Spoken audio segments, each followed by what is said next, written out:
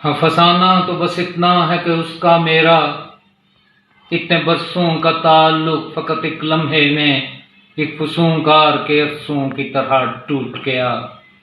ہاں کہانی تو یہی ہے کہ سوئمبر اس کا زر کی طاقت سے کوئی صاحب زر جیت گیا۔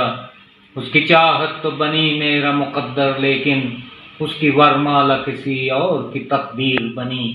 اس کی ڈولی ہاں کسی اور کے آنگن اتری، مانگ میں اس کی کسی اور نے سندور بھرا۔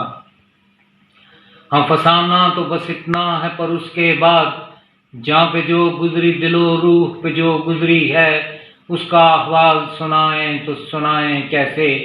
کیسے دن رات کٹے جانے محبت کے بغیر، کیسے اجڑے ہوئے پل تھے جو بتائے اس دن، کیسے بے رحم سے لمحے تھے بتائیں کیسے؟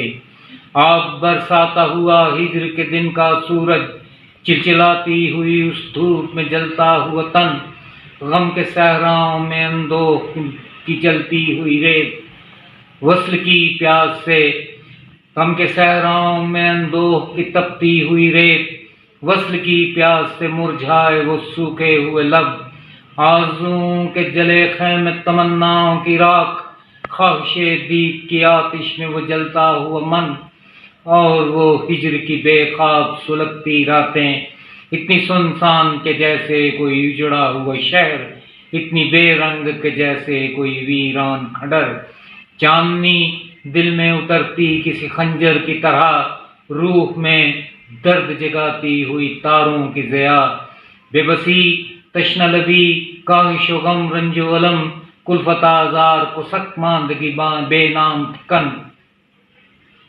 ہاں فسانہ تو بس اتنا ہے پر اس کے بعد جو گزرتی ہے دل و جاں پر بتائیں کیسے؟ روز فرقت کے الم، ہجر کی راتوں کے عذاب، ان کا احوال سنائیں تو سنائیں کیسے؟